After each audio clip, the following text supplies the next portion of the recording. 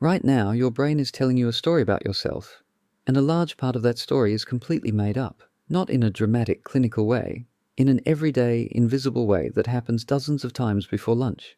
Scientists call the mechanism behind this cognitive dissonance, and it is one of the most powerful forces shaping human behavior ever studied. The term was coined by psychologist Leon Festinger in 1957, after he infiltrated a doomsday cult to observe what happened when their prophecy of the world ending completely failed. He expected the members to feel foolish and walk away. Instead, something stranger happened. They doubled down. They became more convinced than ever that they had been right. Festinger realized he was watching the human mind in full self-protection mode. When reality clashes with what we believe about ourselves or the world, the brain does not simply update its beliefs like a rational computer. It fights back. It rewrites, rationalizes, and reframes until the discomfort disappears. That discomfort, that mental friction between two contradictory ideas held at the same time, is what Festinger called cognitive dissonance. And here is the part that should genuinely unsettle you. You are not immune to it. Nobody is. It does not matter how intelligent you are, how self-aware you think you are, or how much you value honesty. The brain runs this process automatically, below conscious awareness, thousands of times across your lifetime. By the end of this video, you will recognize it everywhere. In strangers, in people you love, and most uncomfortably, in yourself. So what is actually happening inside your brain when dissonance kicks in? Neuroscientists have spent decades trying to answer that, and the findings are genuinely surprising.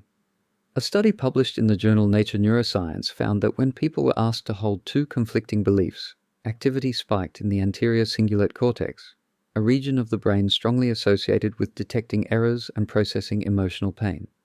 In other words, contradicting yourself does not just feel philosophically awkward, it registers in your brain similarly to physical discomfort. Your nervous system wants that feeling gone as fast as possible, and so it goes to work. The most common way the brain resolves dissonance is not by changing behavior, which would be the logical response. It is by changing the interpretation of reality. Classic experiment. Researchers asked participants to do a deeply boring task for an hour, then paid half of them $20 and the other half just $1 to tell the next participant the task had been interesting. When later surveyed, the group paid $1 rated the task as genuinely more enjoyable. Why?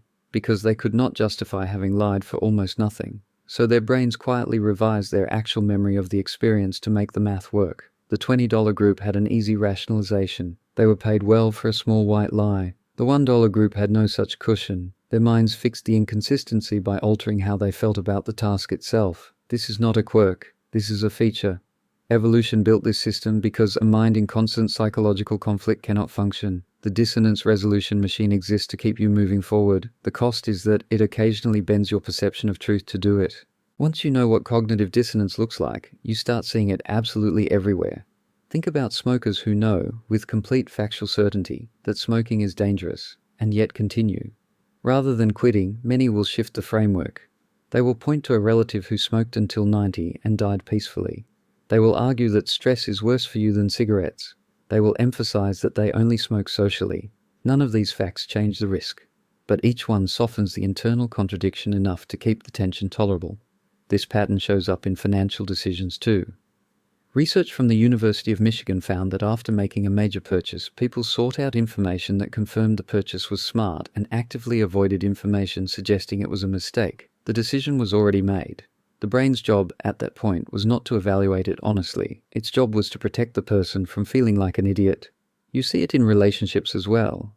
People who stay in situations that do not serve them often develop surprisingly sophisticated mental frameworks for why those situations are actually fine. It is not stupidity. It is the brain doing precisely what it was designed to do, reducing the pain of contradiction. Social psychologist Elliot Aronson, who built heavily on Festinger's original work, made a crucial insight. Dissonance is strongest when our self-concept is threatened. It is not just that we hate being wrong. We hate being the kind of person who would be wrong about something important. The bigger the stakes to your identity, the harder the brain works to resolve the tension in your favor. That is why highly intelligent people can hold some surprisingly irrational beliefs. Intelligence does not prevent dissonance. It sometimes just makes the rationalizations more elaborate and convincing. Here is where it gets truly fascinating and a little unsettling for anyone who thinks their decisions are made freely and rationally. Cognitive dissonance does not just explain behavior after the fact. Research shows it actively shapes your choices before and during them in ways you cannot detect in real time. A landmark study by psychologists Jack Bream and Arthur Cohen demonstrated something called the spreading of alternatives effect. When people were asked to choose between two options they rated almost equally, and then asked to re-rate the options shortly after choosing, a clear pattern emerged. The option they had chosen was suddenly rated significantly higher. The one they had rejected was suddenly seen as less appealing. Nothing had changed about either option. Only the decision had been made. And the brain, needing to feel good about that decision, quietly reshuffled its own preferences to match. Think about what this means for your daily life. Every time you make a choice, you are not just choosing. You are launching a post-choice revision process in which your brain gently edits your preferences, memories, and perceptions to align with the story that you made the right call. This is why asking someone to justify a decision often makes them more committed to it rather than less. You might think presenting a counter-argument to a friend who has made a questionable choice will open their mind. In many cases, it does the opposite. You have introduced new dissonance, and their brain scrambles to defend the original position more forcefully than before. This phenomenon is called the backfire effect, and it has been observed in studies on political beliefs, health decisions, and personal values. Knowing this changes how you might approach difficult conversations, and how you might think twice before defending your own choices too loudly. So if your brain is constantly bending reality to protect your self-image, is there anything you can actually do about it? The answer is yes, but it requires a specific kind of mental discipline that most people never consciously practice.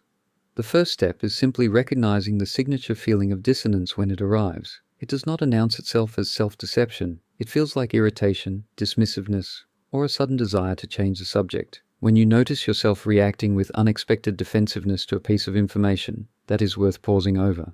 Psychologists suggest a practice called self-affirmation, not in the shallow motivational sense, but in a very specific way. Research by Claude Steele at Stanford found that when people reflected on an unrelated area of their life where they genuinely felt competent and confident before encountering threatening information, they were significantly better at processing that information honestly. Because the threat to identity was lower, the need for dissonance-fueled distortion was lower too. Another strategy is to adopt what researchers call a growth identity, defining yourself not by fixed beliefs or past decisions, but by your willingness to learn and revise. When being wrong no longer threatens the core of who you are, the brain has less reason to run its distortion software. You become genuinely more rational, not because your brain changes, but because you have changed what it needs to protect. Cognitive dissonance is not a flaw to be ashamed of. It is a fundamental feature of being human, built over millions of years of evolution. But understanding it, really sitting with what it means for your perception of yourself in the world, is one of the most honest things you can do with your mind. If this video shifted something for you, do not let the algorithm bury it. Hit the like button, subscribe for more psychology content that actually makes you think, and share this with someone whose brain you want to quietly blow.